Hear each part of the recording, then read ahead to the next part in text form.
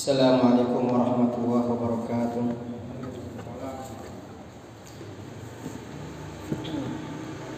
Bismillahirrahmanirrahim. Alhamdulillahirabbil alamin. Wa bihi nasta'in wa ala umuri dunya waddin. Wassalatu wassalamu ala sayyidil anbiya mursalin sayyidina wa maulana Muhammadin wa ala alihi wa sahbihi ajma'in. Qala Allah ta'ala fi kitabil karim, yarfa'illahu alladhina amanu minkum walladhina utul ilma darajat. Wa qala sallallahu alaihi wasallam, khairukum man ta'allama al-Qur'ana wa 'allama. Amma ba'du. Hadirin jamaah pengajian rutin Majelis Rasul jamaah Masjid Al-Kautsar dirahmati Allah Subhanahu wa taala. Yang pertama tentunya setelah mengucapkan syukur atas segala nikmat karunia Allah Subhanahu wa taala, setelah bersalawat atas Rasulnya sallallahu alaihi Muhammad wa ala ali Muhammad, sallallahu ala Muhammad wa ala ali sayyidina Muhammad.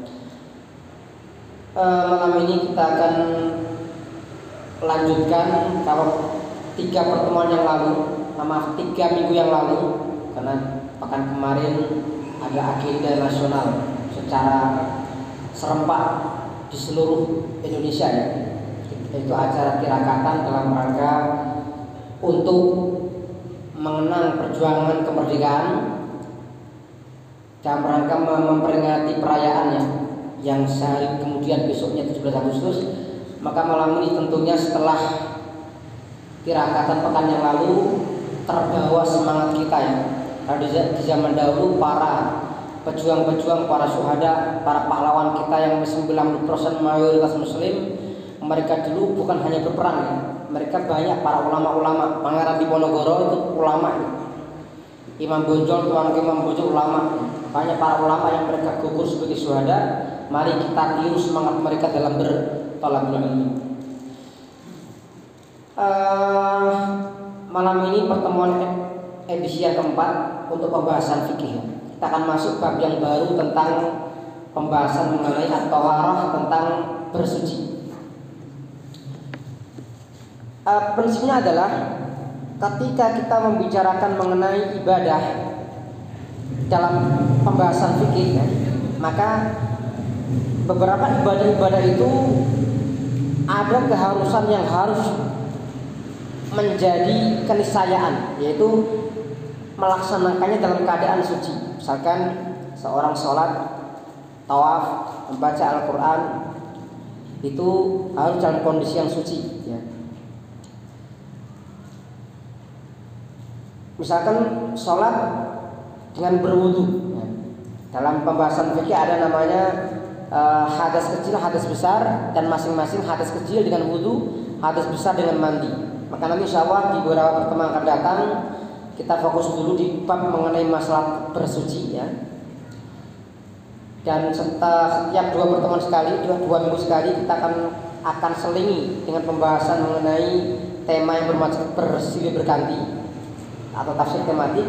Dan ini fikih, ya. Kalau pengalaman dari berbagai, saya menyampaikan materi apapun, ya, akidah, masalah sejarah, masalah apapun, biasanya larinya ke fikih.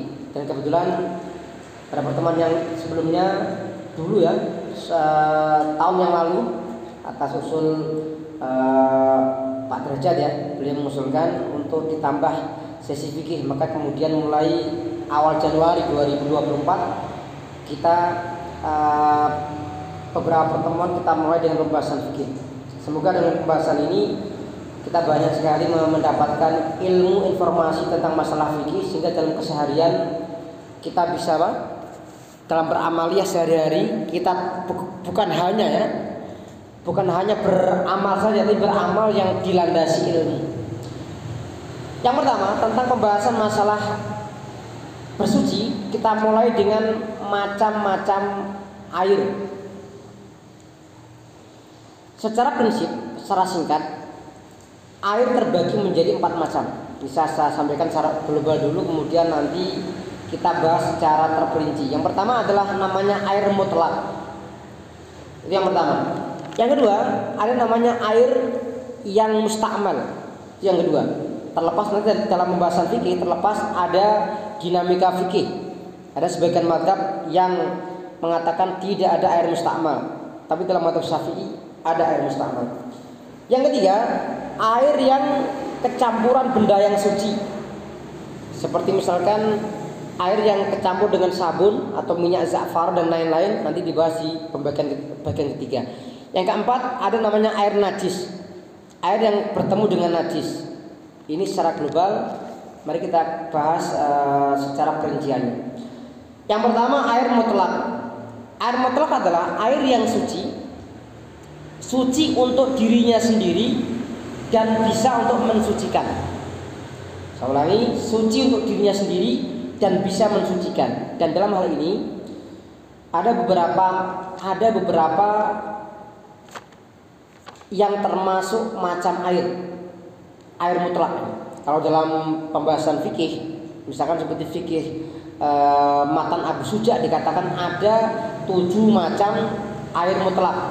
Tapi di sini disingkat menjadi 4 ya. Yang pertama, yang termasuk air yang mutlak adalah ma'ul matar wa thalji wal barad, yaitu air hujan, air salju atau es, kemudian air dingin, al-barad. Allah Subhanahu wa taala menjelaskan dalam sebuah ayat Al-Anfal 11, wa yunazzilu 'alaikum minas sama'i ma'al yutahhirakum bi. Allah turunkan kepada kalian dari langit air atau hujan liyutahhirakum bihi, supaya ia mensucikan kalian dengan air itu. Ini berarti air hujan dari mana sini ya? Air hujan, air asal, es, kemudian air dingin. Pertanyaan, apa bedanya air es dengan dingin? Es itu awalnya benda cair atau benda padat? Padat mencair ya. Kalau al-barad kebalikannya berarti cair memadat. Ada sebuah riwayat hadis Rasulullah SAW yang kita baca ketika kita sholat ya. Ditanya gini, dalam hadis Abu Hurairah radhiyallahu anhu, kana Rasulullah idza kabbara fi shalah, Rasul ketika beliau bertakbir dalam sholat, sakata hunaihatan qabla al-qiraah, beliau diam sebentar sebelum membaca, yang membaca selain Fatihah ya, Fatihah berhenti sebentar. Bertakbir berhenti sebentar sebelum membaca Fatihah maksudnya. Kemudian Abu Hurairah bertanya ke Rasulullah, ya Rasulullah, ara'aita sukutaka baina takbir wal qiraah mata? Ya Rasulullah, apa gerangan panjenengan diam antara takbir, antara membaca Fatihah? Tengah-tengah itu membaca apa? Ada apa yang Anda atau panjenengan ucapkan? Maka Rasul kemudian memberikan penjelasan. Ini hadisnya. Mari kita baca. Rasul mengatakan Allahumma ba'id baini wa baina khotoyaya kama ba'adta bainal masyriq wal maghrib. Allahumma naqqini min khotoyaya kama yunaqqas thawbul abyadu minad danas. Terakhir, Allahumma ighsilni min khotoyaya bithalji wal ma'i wal barad. Ini dalil tentang doa iftitah. Kalau kita membaca dalam bahasan fikih, nanti ini kan masih bab bahara ya. Nanti kalau masuk bab sholat, kira-kira 10 tahun lagi. Dan kita nggak tahu apakah kita semua masih di alam dunia, semoga masih diberi oleh macam. Rasul mengatakan, Allahumma ya Allah, ba'id baini wa baina khotoyaya, jauhkan antara aku dan antara kesalahan-kesalahanku, kama ba'adta bainal masyriqi wal maghrib, sebagaimana engkau jauhkan antara timur dan barat. Allahumma naqqini min khotoyaya, ya Allah, bersihkan diriku dari kesalahanku, kama yunaqqas thawbul abyadu minad danas, sebagaimana baju putih dibersihkan dari kotoran. Allahumma ighsilni, ya Allah, basuhlah aku min khotoyaya, dari kesalahanku. Dan ini Ini yang menjadi dasar air yang suci ya. Bisalji wal ma' wal barad, dengan es, air dan al-barad, dingin ya. Ini diriwayatkan ulama-ulama kutubus sittah kecuali Imam At-Tirmidzi. Jadi Bukhari, Muslim, Abu Dawud, Nasa'i, Ibnu Majah. At-Tirmidzi tidak meriwayatkan. Baik, ini poin yang pertama ya. Air hujan, es dan air dingin. Yang kedua, macam-macam air mutlak, yaitu ma'ul bahri, air laut. Air laut ini mutlak ya. Jadi misalkan satu RT kencing buang air besar di situ tidak masalah, karena air laut sangat besar sekali ya. Dan itu tidak merubah ya. Kecuali kalau satu Indonesia itu misalkan, kalau hanya samudra yang seluas itu, saya kira ya, Indonesia ini kan sepertiga daratan dan 2/3 lautan. Artinya apa? Kalaupun seorang buang air besar, kencing di laut, itu tidak akan merubah rasa, warna dan baunya. Tidak masalah. Maka air laut termasuk air mutlak yang bisa digunakan untuk bersuci. Dalam sebuah hadis dari Abu Hurairah, seorang laki-laki bertanya ke Rasulullah yang mengatakan, "Wahai Rasulullah, kami naik di atas kapal, naik di atas laut, kami membawa sedikit air. Ini masalah, airnya sedikit. Kalau kami wudu, kami kehausan. Bagaimana kalau kami berwudu dengan air laut? Afana tawadda'u bima'il bahri? Bagaimana kalau kami wudu dengan air laut?" Rasul mengatakan dengan bahasa yang sangat tegas, singkat, "Huwa tahuru ma'uhu", air laut itu airnya suci. Al-hillu maitatu, bangkainya halal. Jadi semua yang namanya binatang laut hukumnya adalah halal. Bahkan ulama berdebat ya, bagaimana hukumnya anjing laut. Karena dalam bahasa Arab tuh anjing laut tuh membahasakan dengan bahasa tuh khinzirul bahr, babi laut. Jadi babi yang tinggal di laut kita enggak, agak asing ya, tapi kalau anjing laut mungkin anjing laut. Ulama berbeda pendapat. Ada mengatakan ini kan babi, berarti babi kan haram. Tetapi ada mengatakan ini hukumnya adalah halal. Kenapa? Yang dilihat adalah lautnya ya. Syekh Muhammad Ali As-Sabuni, beliau penulis tafsir Sifatut Tafasir, mengatakan bahwa anjing laut hukumnya adalah halal karena melihat lautnya. Ini pendapat yang lebih kuat ya.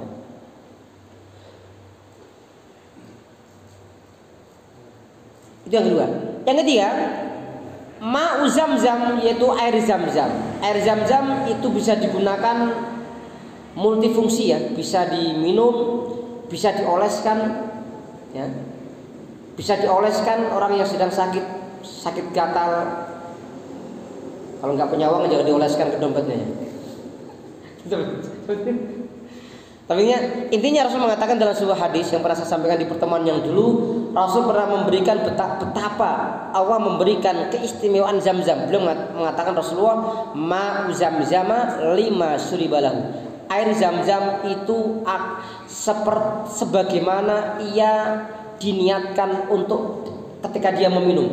Ketika seorang minum air zam-zam dengan niat supaya mendapatkan ilmu, dulu ada seorang ya, dulu di zaman dulu ada seorang ulama yang dia susah mendapatkan ilmu. Dia mendengarkan dari gurunya susah. Dia minum air zam-zam, berdoa, "Ya Allah, berikan aku kemudahan memahami penjelasan sang guru atau syekhku." Dia minum air zam-zam dan ternyata diberikan kemudahan, akhirnya menjadi al-faqih, orang yang ahli fikih. Di zaman dulu juga ada seorang ulama yang lama istrinya, mohon maaf, belum hamil ya. Beliau kemudian ketika ke tanah suci minum air zam-zam, berdoa. Pulang nggak lama setelah itu Allah berikan kemudahan. Artinya monggo, air zam-zam ini air yang luar biasa ya, luar biasa. Sehingga kalau jamaah haji di Indonesia itu biasanya kalau yang pertama kali pulang ke Indonesia itu rata-rata para tamu yang datang tuh minta didoakan, kemudian minta air zam-zam. Saya punya kenalan di Pekalongan, seorang kiai, dia bingung, tamunya banyak sekali, air zam-zam sedikit. Akhirnya dicemplung ke sumur, dicampur. biar ada campurannya itu ya. Ini kan reka-reka aja nih. Tapi secara umum bahwa air Zam-Zam itu luar biasa. Ada seorang peneliti ya, peneliti dari kalau nggak salah dari Jepang, saya lupa namanya. Beliau membuat penelitian, meneliti 70 macam air di dunia lebih. Dan beliau mengatakan dari semua air yang ada di dunia, air yang terbagus adalah air Zam-Zam. Air Zam-Zam ini kandungannya bagus, kemudian juga pokoknya dari segi ilmiahnya dia sangat bagus sekali secara kandungan vitaminnya. Dan kalau kita telusuri itu bukan hal yang aneh. Kenapa?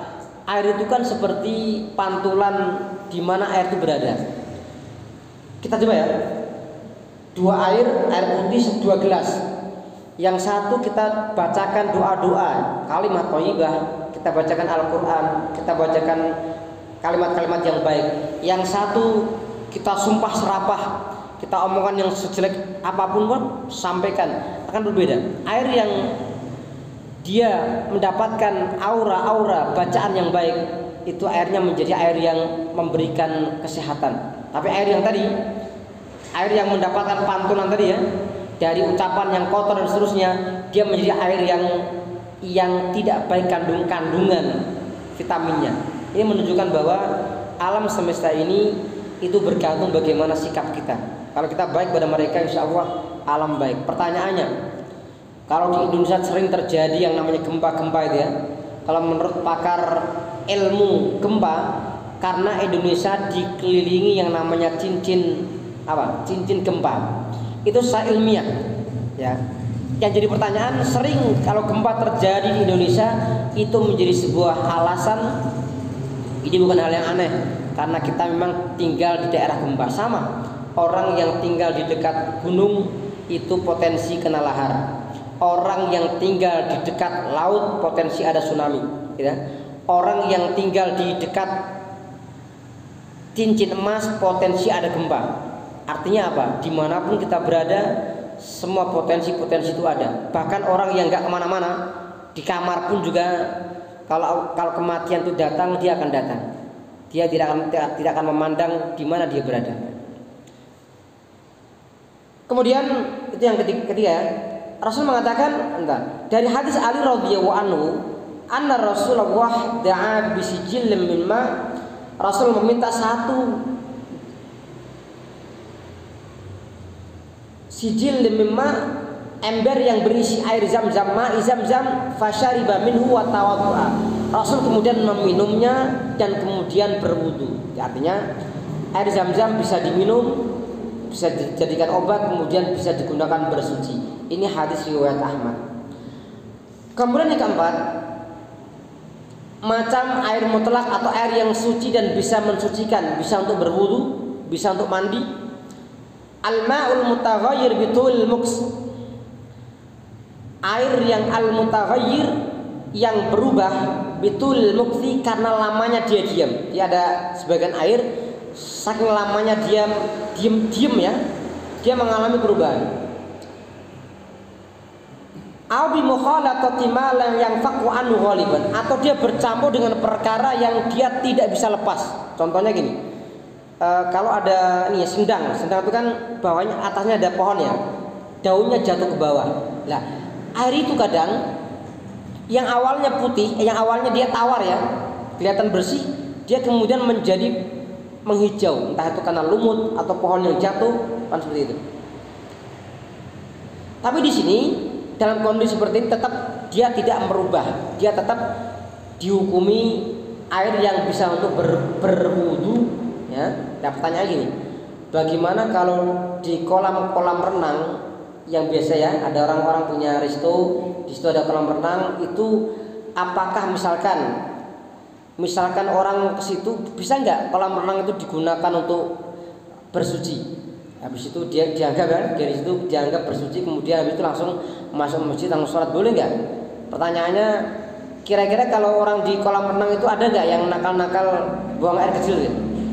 Ada ya? Sengaja ya? Ada. Tapi kan kalau buang air besar nggak ada, buang air kecil mungkin ya? Ya, mungkin. Ya. Pertanyaan, kira-kira kalau kolam itu, yang kolam renang yang kita lihat itu, kalau ada yang buang air kecil di situ sengaja, kira-kira apakah merubah rasa, warna dan bau? Nanti kita bahas di pembahasan najis. Dalam pembahasan najis itu kan air yang dia lebih duakullah dalam mazhab Syafi'iyah yang tidak berubah rasa, warna dan bau, maka dia hukumnya adalah suci. Jadi maka ada ulama mengatakan kalau orang di kolam renang diniatkan dia untuk mandi, dan mandi itu kan mewakili wudhu ya, maka dia secara otomatis maka dia sudah dianggap sudah berwudhu. Cuma memang kita sudah terbiasa wudhu dengan gerakan wudhu. Kalau hanya serulup di situ kemudian ya agak nggak terbiasa. Tapi kalau di pembahasan fikih kan dinamis ya. Ada yang mengatakan jegur itu udah diniatkan mandi, lah mandi kan dia otomatis yang namanya mandi ada gerakan wudhu. Karena ada kan kalau kita membahas mengenai mandi besar itu kan ada diantaranya berwudhu di dalam gerakan mandi. Maka ketika mandi selesai itu tidak perlu berwudhu lagi.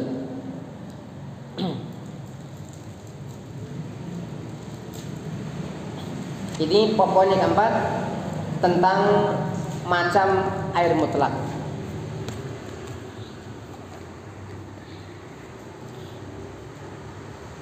Kemudian tambah sedikit ya. Bagian yang kedua, al-ma'ul musta'mal, air yang musta'mal. Musta'mal itu yang sudah terpakai. Apa artinya?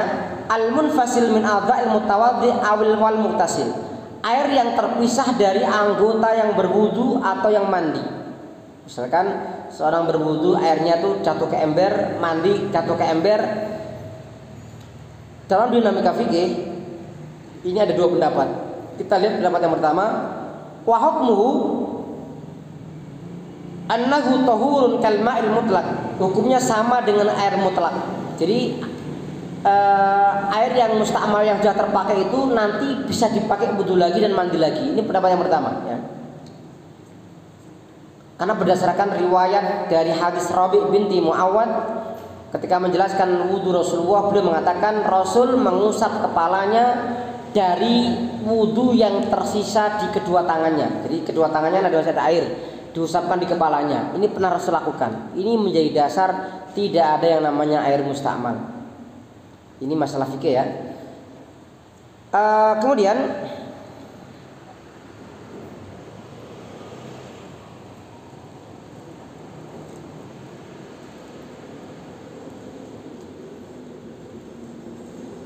qala Ibnu Munzir mengatakan an Ali wa Ibnu Umar wa Abi Umamah dari atau Hasan Maqul wan Nakhai annahum qalu fi man nasiya masha ra'sihi fawajada balalan fi lihyati. Mereka mengatakan orang yang lupa mengusap kepalanya, jadi ketika berwudu kepalanya lupa diusap, fawajada balalan fi lihyati, ia menemukan basah di jenggotnya, maka basah itu bisa diambil untuk mengusap kepalanya. Ini aneh ya.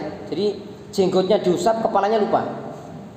Padahal yang namanya pembahasan dalam rukun wudu kan ada kepala. Kalau dalam mazhab Syafi'i mengusap sebagian kepala. Kalau mazhab Maliki seluruh kepala nanti kita bahas pembahasan wudu ya. Ini masih thaharah. Demikian pembahasan mengenai air musta'mal. Intinya dalam masalah musta'mal ini ada dua pendapat. Kalau dari sebagian riwayat sebagian riwayat Syafi'i mengatakan ada air musta'mal, tetapi sebenarnya Syafi'i sendiri selain dia punya pendapat, ada riwayat mengatakan dia ada air musta'mal nggak boleh untuk digunakan bersuci, tapi dalam sebagian riwayat yang lain pernah dikatakan Syafi'i mengatakan air musta'mal bisa digunakan untuk bersuci. Ini menunjukkan bahwa dalam dinamika fikih itu sangat fleksibel. Maka kalau orang itu fanatis satu mazhab itu agak aneh ya. Pokoknya musta'mal nggak boleh. Padahal Syafi'i ada riwayat beliau mengatakan boleh untuk wudu. Satu ulama fikih mengatakan dua pendapat berbeda diriwayatkan oleh orang yang beberapa pendapat. Ini menunjukkan bahwa dalam satu mazhab itu kadang memiliki dua mazhab yang saling berlawanan ya. Jadi artinya tinggal bagaimana kemantapan kita ya. Kalau kita misalkan nggak mantap ya sudah, Berarti wudhu dengan menggunakan yang baru. Kalau di Indonesia, kalau airnya yang mudah, gampang ya, mustakmal itu gampang, kita wudhu lagi. Maka kenapa ada air keran? Itu kan memudahkan supaya tidak ada air mustakmal. Kalau dengan menggunakan, kalau dulu kan di pondok-pondok itu kan menggunakan air kolah besar tuh kan, itu otomatis dia wudhu airnya baik lagi. Tapi di sini karena posisinya dia lebih dua kullah, maka dia tidak ada mustakmal. Ya. Demikian pembahasan mengenai sampai air mustakmal. Untuk pertemuan bulan depan insya Allah kita lanjutkan bagian yang ketiga dari macam-macam air. Assalamualaikum warahmatullahi wabarakatuh. Waalaikumsalam. Pembahasan yang menarik ada fikih tohar. Saya disampaikan secara satu. Mungkin ada pertanyaan dari awal terkait memberi salah